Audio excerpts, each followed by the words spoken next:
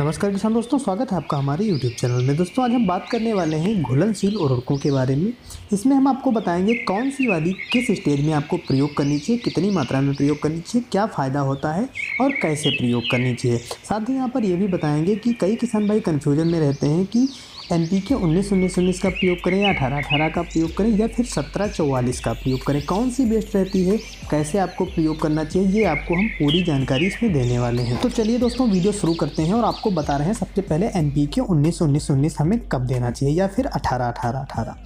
NPK 19-19-19 में अगर आप इसका प्रयोग करते हैं तो नाइट्रोजन, फास्फोरस और पोटेशियम सारी 19-19-19% आपको मिल जाएगी, यानी पूरी मात्रा सेम रहती है तीनों की, नाइट्रोजन, फास्फोरस और पोटेशियम की। जबकि पौधा जो हमारा शुरुआती अवस्था में होता है उसको नाइट्रोजन, फास्फोरस और पोटेशियम तीनों की आवश्यकता होती है।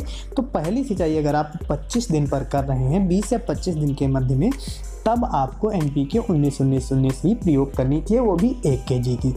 वहीं अगर आप इसके बाद में दूसरा स्प्रे करना चाहते हैं, यानी आपकी फसल 25 दिन की हो गई है, तब आप उसमें फिर से 19-19 कर सकते हैं, तो काफ़ी अच्छा आपको रिजल्ट मिलेगा 25-30 दिन पर।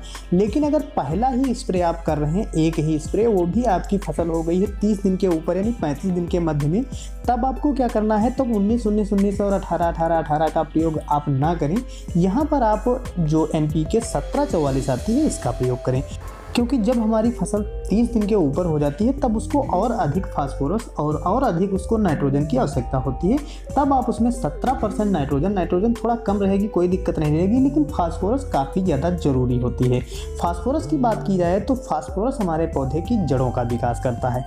जब हमारे पौधे की जड़ों का विकास अच्छे से होगा तभी तो उसमें टिलरिंग अच्छी होगी, कल्लों का फुटाव अच्छे होगा, तभी हमारा जो पौधा ग्रोथ अच्छे से करेगा। अगर उसकी जड़ों का विकास अच्छा नहीं हुआ तो हम कोई भी खाद दें, कोई माइक्रो न्यूट्रिएंट्स दें, उसको वो अब्जॉर्ब नहीं कर पाएगा, जिससे हमारे पौधे की ग्रोथ अच्छी नहीं होगी।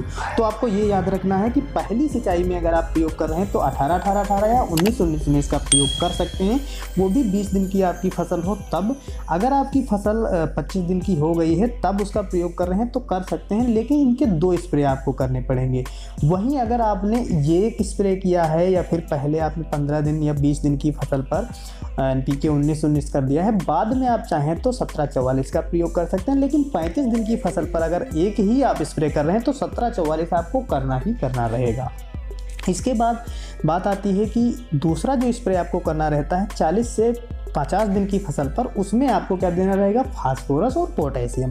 पोटेशियम की मात्रा उसमें अधिक देनी है और फास्फोरस की मात्रा भी अधिक देनी है, क्योंकि पौधों की जड़ों का विकास तो हमें अभी निरंतर चलाए रखना है, क्योंकि इसमें अभी बालियां नहीं निकली हैं और उसमें अभी फ्लैग लीफ नहीं आई है। फ्लैग लीफ आने के समय जो है फास्फोरस काफ़ी महत्वपूर्ण रहती है और उसमें पोटेशियम भी उस समय हमारी फसल को काफ़ी आवश्यक होती है। इस समय हमारी जो फसल है उसकी वनस्पतिक क्रिया खत्म हो चुकी होती है, केवल फ्लैग लीफ आना होता है और बालियानी गबोड़ अवस्था में हमारी फसल 50 दिन पर पहुंच रही होती है। तब हमें फास्फोरस और पोटेशियम में 52 और 34 यानी 052 जो 34 है उसका स्प्रे हमें 1 kg प्रति 1 एकड़ के हिसाब से करना रहेगा। ये काफ़ी अच्छा रिजल्ट देती है।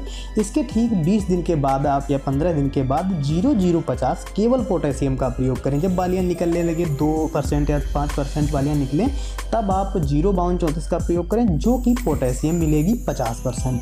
वो हमारी जो फसल है उसमें दानों का भराव अच्छा करेगी और दानों के विकास में सहायक रहेगी, दाना मोटा होगा, चमकदार होगा और वजन होगा। तो इस तरह से आप उत्पादन बढ़ा सकते हैं घुलनशील उर्वरकों का प्रयोग करके।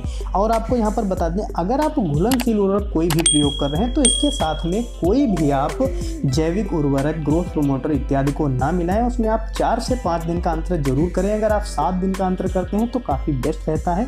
एक साथ में मिलाकर इनका प्रयोग आप कभी ना करें। ये जो हमने घुलनशील आपको उर्वरकें बताई हैं, इनको आपको 1 kg प्रति 1 एकड़ के हिसाब से एक बार स्प्रे करना रहता है और 150 लीटर पानी से आप मात्रा कम ना रखें। इसके साथ में अगर आप 100 ml सिलिकॉन बेस्ड चिपको मिलाते हैं तो काफ़ी अच्छा रिजल्ट मिलता है। तो दोस्तों जानकारी कैसी लगी कमेंट में बताएं। वीडियो पसंद आया हो लाइक करें, अपने दोस्तों को भी शेयर करें। अधिक जानकारी के लिए आप हमें फेसबुक, ट्विटर, इंस्टाग्राम, शेयरचैट और टेलीग्राम पर भी फॉलो कर सकते हैं। अगर आप ऑनलाइन उर्वरकें खरीदते हैं तो लिंक नीचे डिस्क्रिप्शन में है, वहाँ से उर्वरकें खरीद सकते हैं। सस्ते और अच्छे दामों में आपको मिल जाएंगे।